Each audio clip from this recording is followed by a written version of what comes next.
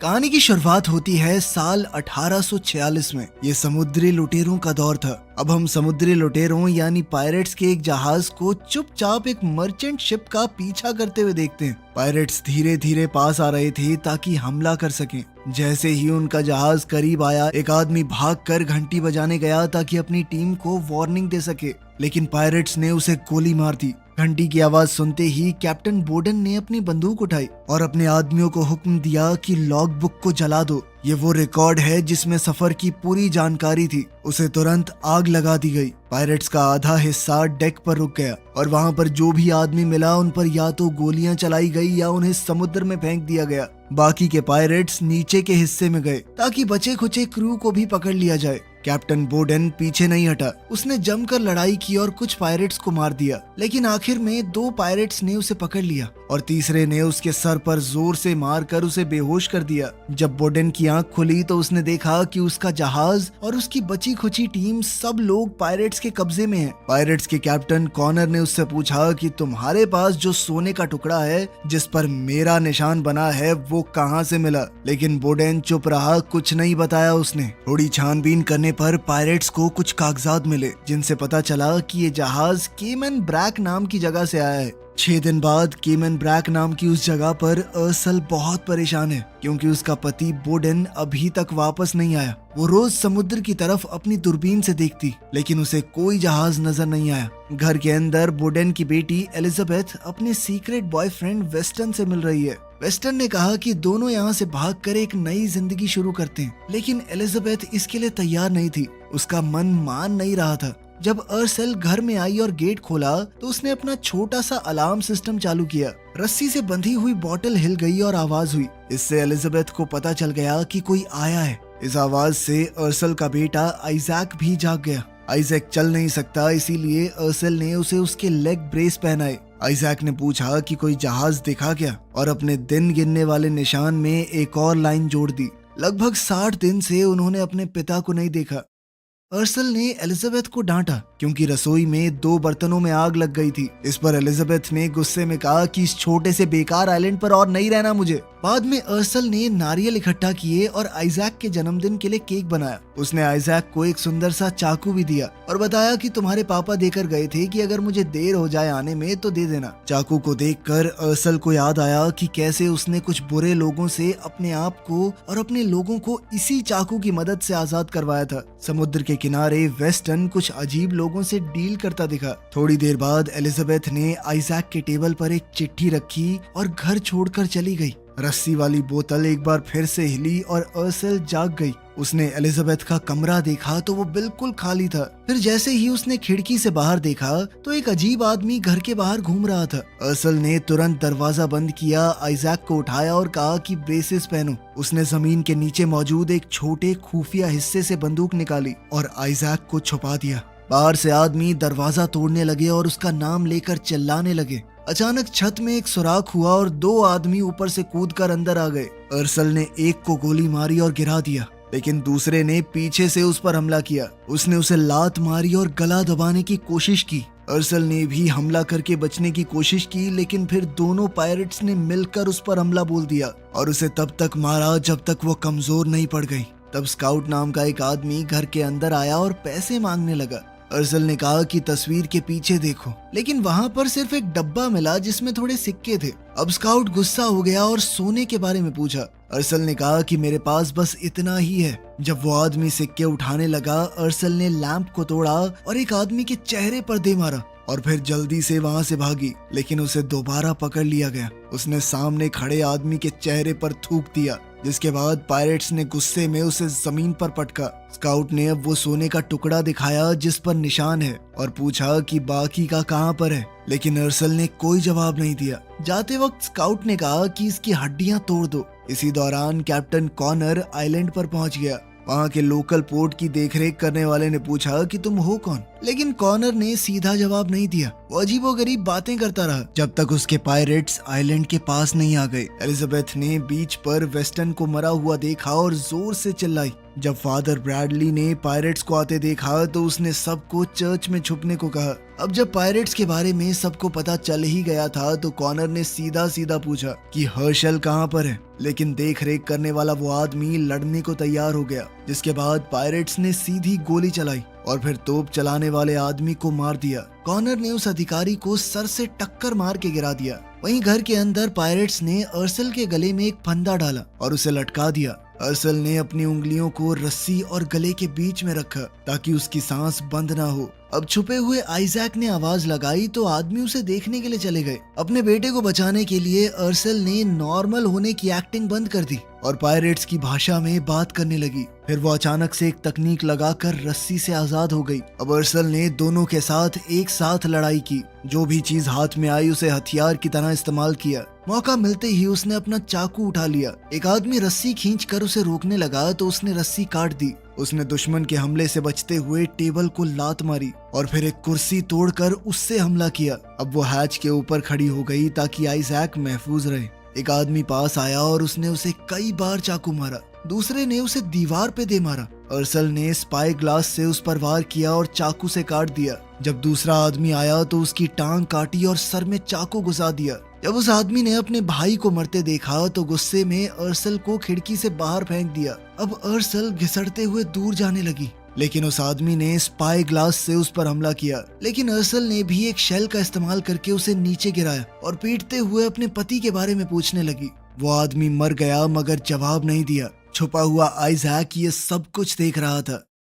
वहीं बीच पर बहुत सारे लोगों ने कॉनर पर हमला किया, लेकिन वो एक बहुत ताकतवर योद्धा था। उसने एक एक करके सबको मार दिया। जब उसके ऊपर गोलियों की बौछार होने लगी तो वो बिल्डिंग के पीछे जाकर छुप गया और तोप की तरफ बढ़ रहे एक और आदमी को मार दिया। कॉनर ने घरों के पीछे से अपना रास्ता बनाया और हाथों से अपने दुश्मनों से लड़ने लगा। इतने में एक आदमी को मौका मिल गया तोप तक पहुंचने का, लेकिन बोट में बैठे एक पायरेट ने उसे गोली मार दी। अब पोर्ट के ऑफिसर ने कैनन को जला ही दिया था, लेकिन कॉनर ने ऐन वक्त पर पहुंचकर उसे बुझा दिया। उसी पल एलिजाबेथ मदद ढूंढते हुए आई, लेकिन जैसे ही उसने पायरेट्स को देखा तो वो डर के तुरंत एक झोपड़ी के पीछे छुप गई। कोने में छुपा एक आदमी गोली चला रहा था, लेकिन पायरेट्स ने जब पलटवार किया तो उसे वहां से भागना पड़ा। पोर्ट को संभालने वाले अफसर ने चेतावनी दी कि रॉयल नेवी यहाँ पर आती रहती है, तुम बहुत बड़ा रिस्क ले रहे हो, निकल जाओ यहाँ से। लेकिन कॉनर ने बस इतना पूछा कि सिग्नल भेजने की जगह कौन सी है। जब ऑफिसर ने जवाब नहीं दिया तो कॉनर ने धमकी दी कि मुझे पता है चर्च में लोग छुपे हुए हैं, ये तोप मैं चर्च की तरफ करके ही चला दूंगा। डर के मारे उस अफसर ने बता दिया कि सिग्नल आइलैंड की दूसरी तरफ से भेजा जाता है। वहाँ एक ऊंची पहाड़ी है, उसके ऊपर बना हुआ है सिस्टम। अब कॉनर ने चर्च के अंदर मौजूद लोगों से कहा कि अगर आप लोग चर्च के अंदर ही रहे तो आपको कुछ नहीं होगा, लेकिन उसने अफसर की तरफ करके तोप चला दी, जिससे उसके चीथड़े उड़ गए। उसी वक्त स्कॉट वहां पर आया और कहने लगा कि हमने अर्सल को पकड़ लिया है। वहीं घर के अंदर अर्सल ने आइजैक को बाहर निकाला। आइजैक ने जमीन पर एक सोने का बार देखा। दोनों ने जल्दी जल्दी काम का सामान पैक किया और अचानक बोतलों के हिलने की आवाज आई। अर्सल ने तुरंत बंदूक खिड़की की तरफ तान दी, लेकिन वो सिर्फ ब्रैडली था। अर्सल ने जल्दी से मुंह धोया, कपड़े बदले और ब्रैडली ने बीच पर जो कुछ हुआ सब कुछ बता दिया। वहीं हम देखते हैं कि अर्सल की पीठ पर एक निशान है, बिल्कुल वैसा ही जैसा सोने पर बना हुआ था। ब्रैडली ने समझाया कि पायरेट्स उसे ढूंढ रहे हैं। उसने अर्सल को कैप्टन कहकर बुलाया। वैसे तो अर्सल लड़ना नहीं चाहती थी, लेकिन तभी आइजैक को एलिजाबेथ का लिखा हुआ वो लेटर मिल गया। तब पता चला कि एलिजाबेथ अपने बॉयफ्रेंड वेस्टन के साथ भागने की कोशिश कर रही थी। अर्सल ने लाश से छुरा निकालकर वापस आइजैक को दिया और साथ ही उसने ब्रैडली को अपनी बंदूक देकर कहा कि निशान लगाए हुए पेड़ के नीचे इंतजार करना, जबकि वो खुद एलिजाबेथ को बचाने निकल पड़ी।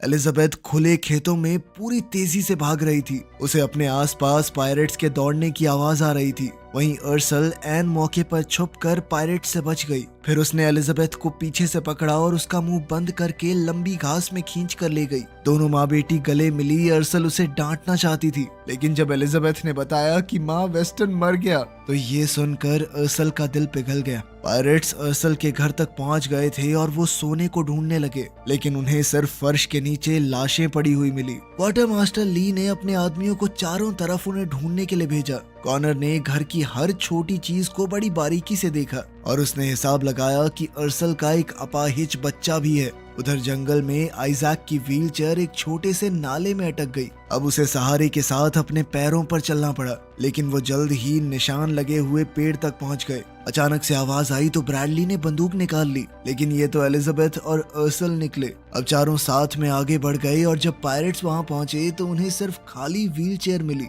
कुछ दूर जाकर अर्सल ने एक छोटी सी बोट निकाली जो उसने पेड़ के नीचे छुपा रखी थी। आइजैक पहले चढ़ा, एलिजाबेथ ने रस्सी खींची और बोट दूसरे किनारे तक पहुंच गई। अर्सल भी पानी को पार कर गई, लेकिन जब ब्रैडली की बारी आई तब पायरेट्स बहुत करीब आ गए थे।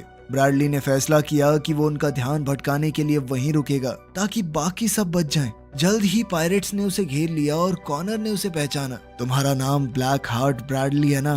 लेकिन ब्रैडली ने कुछ भी बताने से मना कर दिया, जिसके बाद कॉनर ने उसकी टांग में गोली मारी। वहीं अर्सल बच्चों को आगे भेजकर खुद पेड़ पर चढ़ के देखने लगी कि क्या हो रहा है। जल्द ही कुछ पायरेट्स की नजर उस पर पड़ी तो उन्होंने गोलियां चला दी, जिसके बाद अर्सल पेड़ से नीचे आ गिरी। एक पायरेट उसे मारने ही वाला था, लेकिन तभी ब्रैडली ने पीछे से उसे गोली मार दी। तभी कॉनर वापस मुड़ा और ब्रैडली को खत्म कर दिया, लेकिन इस मौके का फायदा उठाकर अर्सल वहां से भाग गई। जब पायरेट्स उस पार जाने के लिए पानी में उतरे तभी अचानक से एक बड़े एलिगेटर ने उन पर हमला कर दिया। अफरा तफरी मच गई। कुछ आदमी भागकर दूसरे किनारे तक पहुंच गए, लेकिन एलिगेटर ने 3-4 को तो मार ही दिया। जब कुछ पायरेट्स उनके पीछे आए तो एलिजाबेथ और आइजैक एक पेड़ के नीचे छुप गए। अर्सला ने जानबूझकर एक डाली के ऊपर पैर रखा ताकि तेज आवाज आए और वो पायरेट्स उसके पीछे लग जाएं। उसने एक आदमी पर छुपकर हमला किया और उसकी बंदूक छीन ली। फिर वो दोबारा से छुप गई। जब बाकी के दोस्त पर हमला करने आए तो उसने अपनी बंदूक और खंजर दोनों से लड़ाई की। वहीं तीसरा पायरेट बच्चों तक पहुंच गया। एलिजाबेथ की चीख सुनते ही अर्सल गुस्से से भर गई। उसने एक के सर में तो अपना खंजर गाड़ दिया और दूसरे के सर पे ऐसी जोरदार लात मारी कि वो वहीं पर ढेर हो गया। आइजैक छुरा लेकर आगे बढ़ा अपनी बहन को बचाने के लिए, लेकिन अर्सल ने पीछे से हमला करके उस पायरेट को खत्म कर दिया। वहीं कॉनर ने उस एलिगेटर पर गोली चलाई ताकि वो पीछे हट जाए। फिर वो जोर जोर से बोलने लगा ताकि परिवार उसकी बातें सुन सके। उसने अर्सला को ब्लडी मैरी कहकर पुकारा और धमकी दी कि अगर उसने सरेंडर नहीं किया तो वो पूरा सच सबको बता देगा। अर्सल ने इसके जवाब में एक पायरेट का कटा हुआ सर उसके पैरों में फेंक दिया। इस पर कॉनर ने कहा कि तुम्हारा पति अभी भी जिंदा है, मेरे कब्जे में है। तुमने जितना भी सोना मुझसे चुराया था वो मुझे लौटा दो। मैं तुम्हारे पति और तुम लोगों को जाने दूंगा। जल्द से जल्द सोना लेकर अपने घर पे वापस आ जाना। अपने पति को बचाने के लिए अर्सल इस बात के लिए मान गई। अब वो अपने परिवार को एक छुपी हुई गुफा में ले गई। उसने एक रस्सी खींची और जमीन के नीचे एक छुपा हुआ रास्ता खुल गया। एलिजाबेथ ने सवाल किया कि माँ वो सब क्या कह रहा था। अर्सल ने सच बताया कि कॉनर पहले ईस्ट इंडिया ट्रेडिंग कंपनी के लिए काम करता था। जब अर्सल छोटी थी उसके माँ बाप को कॉनर ने मार दिया और उसे किडनैप कर लिया। उन्होंने उसकी गर्दन पर अपने नाम का टैटू भी बना दिया, मानो वो कोई भेड़ बकरी हो। अर्सल जानती थी कि ये लुटेरे औरतों के साथ बदसलूकी करते हैं और इस सब से बचने के लिए वो खुद पायरेट बन गई। वो इतने बेहतरीन तरीके से लोगों को मारती कि बाकी पायरेट्स उसे ब्लडी मैरी कहकर पुकारने लगे। बोर्डन उसके इस सच को जानता था, लेकिन फिर भी उसके साथ एक नई जिंदगी की शुरुआत की। अर्सल ने कॉनर से चोरी किया हुआ एक सोने का बॉक्स निकाला और साथ ही अपने पुराने हथियार भी। अब वो पूरी तरह लड़ाई के लिए तैयार हो गई। पायरेट्स बोर्डन को घर पर लेकर आए और खून देखकर उसे लगा कि उसका परिवार शायद मर गया। ली ने कॉनर से पूछा कि क्या तुम सिर्फ बदला लेना चाहते हो? कॉनर ने बताया कि ये बदला नहीं, मजबूरी है। अगर उसे नहीं मारा तो वो हम सबको मार देगी। उधर गुफा में आइजैक ने गलती से एक ग्रेनेड उठा लिया। ये देखकर अर्सल गुस्से में आ गई और उसने बच्चों को बाहर भेज दिया। उसने अपना पुराना आर्मर निकाला और कई हथियार पहन लिए। जाने से पहले उसने बच्चों को एक छुपी हुई बोट भी दिखाई और कहा कि यहाँ से निकलने के लिए तैयार रहना। वहाँ एलिजाबेथ को अपनी माँ के नाम का एक पोस्टर भी मिला जिसमें लिखा था कि उन्हें पकड़ने पर इनाम मिलेगा। शाम को पायरेट्स बोर्डन को परेशान कर रहे थे।